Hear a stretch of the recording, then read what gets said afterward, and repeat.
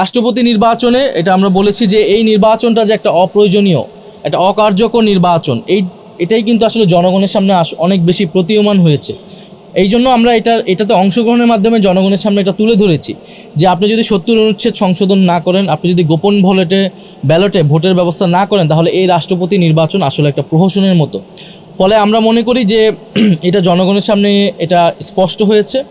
এবং স্বরাষ্ট্রমন্ত্রী যেটা বলেছেন, এটা আসলে উনি গণভোটের যে গণরায় এবং যে গণভোট যে আদেশ, সে আদেশের বিরুদ্ধে উনি কথা বলছেন, যে আদেশ অনুসারে আসলে জাতীয় নির্বাচন হয়েছে। এবং আমরা দুটি শপথ নিয়েছি, আমরা মনে করি দুটি শপথই বহাল আছে। বরং সরকার দল যে সংবিধান সংস্কার পরিষদের শপথ না নিয়ে তারা একটা গভীর সাংবিধানিক সংকট তৈরি করেছে, রাজনৈতিক সংকট তৈরি করেছে এবং গণ অভ্যুত্থানের সাথে প্রতারণা করেছে। স্বরাষ্ট্রমন্ত্রী তিনিতেও আসলে আমরা ভেবেছিলাম হয়তো এই মন্ত্রণালয়ে পরিবর্তন হবে, কারণ কিন্তু অলরেডি ব্যর্থ প্রমাণিত হয়েছেন। আইন শৃঙ্খলার পরিবেশ মোটেও উন্নতি হয়নি। ফলে এই মন্ত্রণালয়গুলো কি করবেন, যেগুলো আসলে ক্রমাগতভাবে ব্যর্থ হচ্ছেন, তো সেগুলো নিয়ে সরকারের মন্ত্রণালয় পুনর্গঠিত করা উচিত। সেক্ষেত্রে বিরোধী দল প্রয়োজনে সরকারকে নীতিগতভাবে সহায়তা করবে। এবং 11 দল সারা বাংলাদেশে কয়েকটি লং মার্চ ঘোষণা করেছে, সেই পরিকল্পনাগুলো আজকে হয়েছে। সেই পরিকল্পনা মোতাবেক 5ই সেপ্টেম্বর আমাদের প্রথম লং মার্চ চট্টগ্রামের অভিমুখে আমাদের লং মার্চ শুরু হতে যাচ্ছে।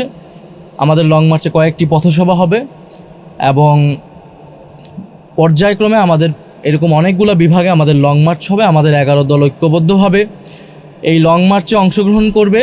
এবং শুধু 11 দল না, আমরা বাংলাদেশের গণতন্ত্রকামী জনগণের প্রতি আমরা আহ্বান জানাচ্ছি এবং আমরা আশাবাদী এই লং মার্চে সাধারণ মানুষ ব্যাপকভাবে অংশগ্রহণ করে এই লং মার্চকে সফল করবেন। বিশেষত সেই জনগণ যারা জুলাই গণ অভ্যুত্থানে অংশ নিয়েছিল, যারা এই নির্বাচনে গণভোটে হ্যাঁ ভোট দিয়েছিল, 11 দলের আহ্বানে হ্যাঁ ভোট দিয়ে সংস্কারের আকাঙ্ক্ষাকে জাতির সামনে তুলে ধরেছিল। প্রায় 70% জনগণ যারা হ্যাঁ ভোটের মাধ্যমে সংস্কারের আকাঙ্ক্ষা ব্যক্ত করেছিল এই নির্বাচনে, গণভোটের নির্বাচনে, আমরা আশা করছি সেই সকল জনগণ, বিশেষত তরুণরা এই গণভোটে এই লং মার্চে অংশগ্রহণ করবে। এবং আপনারা জানেন যে গণভোটের যে গণরায় বাস্তবায়ন সহ দেশে অনেকগুলো সংকট এই মুহূর্তে তৈরি হয়েছে। আমরা সেই সংকটগুলো নিয়ে আজকে বিস্তারিত আলোচনা করেছি। বিশেষত সরকারের যে 180 দিন, সেই 180 দিনকে আমরা পর্যালোচনা করেছি। আমাদের কাছে মনে হয়েছে এই 180 দিনে সরকার অপরিকল্পিত এবং অব্যবস্থাপনার কারণে জনগণের ভোগান্তি ব্যাপকভাবে বেড়েছে এবং জন আস্থা, একটা সরকারের যে পাবলিক ট্রাস্ট প্রয়োজন, সেই জন আস্থা একেবারেই তলানিতে গিয়েছে। কারণ আপনারা যদি দেখেন, আইন শৃঙ্খলার পরিবেশ অত্যন্ত বাজে, দেশে নিরাপত্তা নেই। যদিও আমরা বিগত সময়ে শুনেছি, বিশেষত নির্বাচনের আগে, যে নির্বাচিত সরকার আসলেই, অন্যভাবে বলতে গেলে বিএনপির সরকার আসলেই দেশে আইন শৃঙ্খলার পরিবেশ ঠিক হবে। কিন্তু তারা এখন পর্যন্ত এই 6 মাসে আইন শৃঙ্খলার পরিবেশ ব্যর্থ কোনো ক্ষেত্রে তারা সেটা অন্তর্বর্তী সরকার অথবা বিপ্লব পরবর্তী পরিস্থিতির থেকেও ভয়ানক রূপ ধারণ করেছে। দ্বিতীয়ত জ্বালানি সংকট, আপনারা সকলেই জানেন, দেশের কোথাও বিদ্যুৎ পাওয়া যাচ্ছে না। ইভেন ঢাকাতেও লোডশেডিং হচ্ছে এবং লোডশেডিং দেশের ইতিহাসে সর্বোচ্চ পর্যায়ে পার হয়েছে। এবং জ্বালানি সংকট, গ্যাস সংকটও শুরু হয়েছে, গ্যাসের দাম বৃদ্ধি হয়েছে, সিলিন্ডারের দাম বৃদ্ধি হয়েছে, কারখানা বন্ধ হয়েছে, প্রায় কয়েকশো কারখানা সারা দেশে বন্ধ হচ্ছে। ব্যবসায়ীরা উদ্বেগ প্রকাশ করছে। একদিকে তো চাঁদাবাজির একটা ভোগান্তি তাদের রয়েছে, অন্যদিকে এখন গ্যাস বিদ্যুৎ তারা পাচ্ছে না। অন্যদিকে সার সংকট তৈরি হয়েছে, কৃষকরা সেই সার সংকট ভুগতেছে।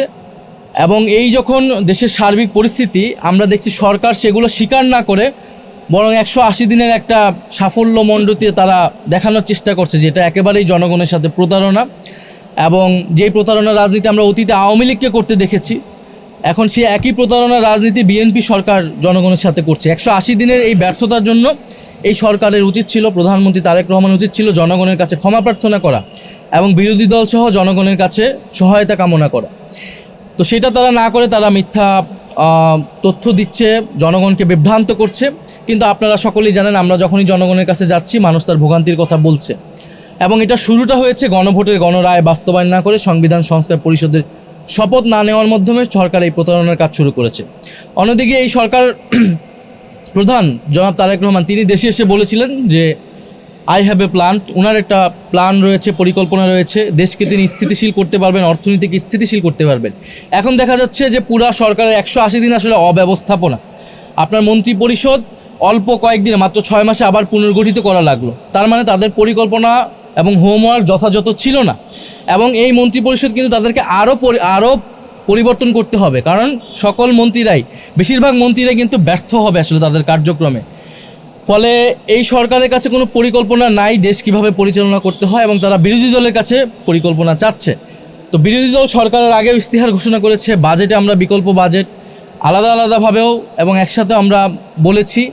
জ্বালানি নিয়ে যে কমিটি হয়েছিল সংসদে, সেই কমিটিতে কিন্তু বিরোধী দল তার প্রস্তাবনাটা দিয়েছিল সম্মিলিতভাবে 11 দল হিসেবে, যদিও সেই কমিটিটাকেও ব্যর্থ করা হয়েছিল। পরবর্তীতে কমিটি কোনো কার্যকর করা হয়নি এবং এই রিপোর্টটা নিয়ে কোনো ধরনের আলোচনা হয়নি। ফলে সরকারের এই অব্যবস্থাপনার কারণে দেশবাসী ভুগছে।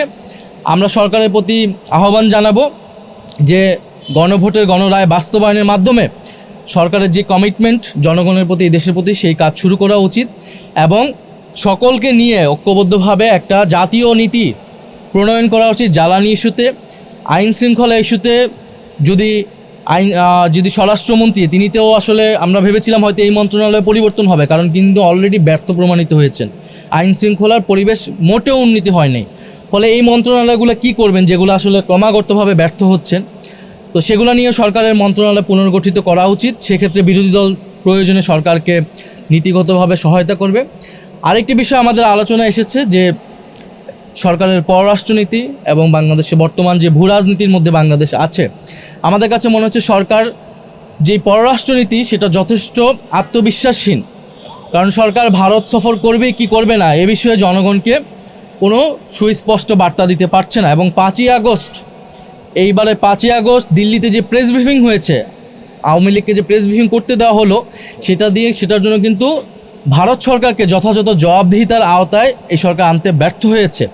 ফলে আমরা মনে করি যে আওয়ামী লীগকে দিল্লিতে কার্যক্রম করতে দিয়ে ফ্যাসিস্ট আওয়ামী লীগকে এবং একই সাথে বাংলাদেশ সরকারের সাথে বা বাংলাদেশের সাথে সুসম্পর্ক, এটা আসলে সম্ভব নয়। আমরা যে কোনো দেশের সাথে মর্যাদা এবং সমতার ভিত্তিতে সম্পর্ক চাই। এবং বাংলাদেশ ভারত যে পারস্পরিক যে সমস্যাগুলো রয়েছে, এবছর গঙ্গা চুক্তি শেষ হবে এবং অন্যান্য যে নদীর পানি বন্টন চুক্তি, সীমান্ত হত্যা, পুশিন ইত্যাদি বিষয়ে খোলামেলা আলোচনা করে বাংলাদেশ ভারতের নতুন পররাষ্ট্রনীতি প্রণয়ন করতে হবে বা সম্পর্ক স্থাপন করতে হবে, এবং সেক্ষেত্রে আওয়ামী লীগকে বাদ দিয়ে এটা করতে হবে। ফলে আওয়ামী লীগের এই বিষয়ে সুরাহা না পর্যন্ত, শেখ হাসিনার বিচার, ওসমান হাদির যে খনিদের বিচার, সেটা নিশ্চিত না হওয়া পর্যন্ত জনাব তারেক রহমান, প্রধানমন্ত্রী তারেক রহমানের ভারত সফর জাতির জন্য কল্যাণকর হবে বলে 11 দল মনে করছেন। আমরা জনগণের প্রতি আহ্বান জানাচ্ছি যে এই বিষয়গুলো নিয়ে আমরা জনগণের যে সমস্যা, আরেকটি সমস্যা এসেছে কর্মসংস্থান। যে সরকার বলেছিল যে তারা 1 কোটি কর্মসংস্থান 18 মাসে করবে, তো 6 মাস গিয়েছে, তারা কিন্তু কোনো কর্মসংস্থান করতে পারেনি। অন্য জায়গায় আমরা দেখছি যে চাকরি পরীক্ষা সহ বিভিন্ন জায়গায় কিন্তু দুর্নীতির অভিযোগ আসতেছে। বিশ্ববিদ্যালয়গুলোতে সন্ত্রাসের আবারও অভয়ারণ্য তৈরি করা হচ্ছে। বিরোধী দল মতের যেই ছাত্র সংগঠন রয়েছে, ছাত্র সংসদের নেতা রয়েছে, তাদেরকে দমন পীড়ন করা হচ্ছে, গণতান্ত্রিক পরিবেশ সংকুচিত হচ্ছে এবং নজিরবিহীনভাবে এই সরকার দলীয়করণ করেছে, দলীয় লোক নিয়োগ করেছে রাষ্ট্রের বিভিন্ন স্তরে, ইলেকশন কমিশন থেকে শুরু করে বিভিন্ন প্রতিষ্ঠানে। তারা এবং দুদক, আপনারা দেখবেন যে দুদকের চেয়ারম্যান কিন্তু সম্প্রতি নিয়োগ করা হলো, এবং এটাও জুলাই সনদ অনুযায়ী কিন্তু নিয়োগ করা হয়নি। পিএসসির চেয়ারম্যান পদত্যাগ করেছেন, কেন করেছেন আমরা জানি না। তো এই যে পাবলিক প্রতিষ্ঠানগুলো, এগুলো নিয়ে কিন্তু আমাদের আলোচনা ছিল বা আমরা 6 মাস ঐক্যমত্য কমিশনে আলোচনা করেছি। ফলে দেখা যাচ্ছে সরকার জুলাই সনদ বলেন, গণভোট বলেন এবং তার নিজস্ব যে 31 দফা তারা রচনা করেছিল, তার কোনোটিই কিন্তু তারা ফলো করছে না এবং জনগণের প্রতি দেওয়া কমিটমেন্ট রক্ষা করছে না। যদি তারা কমিটমেন্ট রক্ষা না করে, এ কারণে আমাদেরকে সংসদের বাইরে আমাদেরকে গণতান্ত্রিক আন্দোলন গড়ে তোলার প্রয়োজন আমরা বোধ করছি। সেই লক্ষ্যে আমরা জনগণের কাছে যাচ্ছি এবং জনগণকে ঐক্যবদ্ধ করছি। আমরা মনে করি সরকার যদি জুলাই গণ অভ্যুত্থানের আকাঙ্ক্ষা এবং তার প্রতিশ্রুতি যদি রক্ষা না করে, আমরা গণতান্ত্রিকভাবে রাজপথে 11 দল সেটার জবাব দিবে। ধন্যবাদ সবাইকে।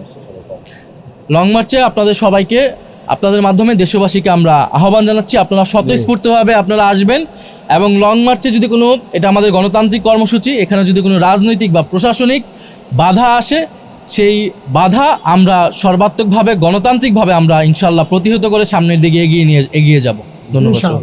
আসসালামু আলাইকুম। সবাইকে ধন্যবাদ।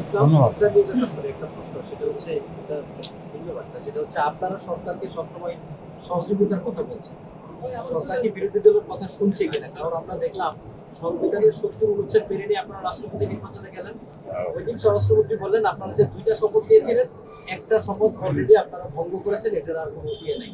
আপনারা সরকারকে সহযোগিতার কথা বলছেন, সরকার বিরোধী দলকে আসলে সহযোগিতা করছে না, তাদের দাবিগুলো মেনে নেওয়ার কোনো মন মানসিকতা সরকার আছে কিনা আপনার কাছে কি মনে হয়? দেখেন, সরকারের এই দাবিগুলো বিরোধী দলের কাছে ছিল না, ছিল জনগণের কাছে। সরকার যে জুলাই সনদ বাস্তবায়ন করবে বা গণভোট মেনে অংশগ্রহণ করেছে, এটা জনগণের কাছে, জাতির সামনে তারা এটা উপস্থাপন করেছে। আমরা সরকারকে কোনো দল হিসেবে বা বিএনপিকে আমরা সহযোগিতা করছি না। আমরা যেগুলো জাতীয় সংকট আমরা মনে করি, সেই বিষয়গুলোতে আমরা ঐক্যবদ্ধভাবে কাজ করার আমাদের সর্বাত্মকভাবে আমাদের ইচ্ছা ছিল। সেই জায়গা থেকে আমরা এটা বলেছি যে দেশের সংকটে, জাতীয় সংকটে আমরা সরকার দেখব না, আমরা সকল দল ঐক্যবদ্ধভাবে কাজ করব।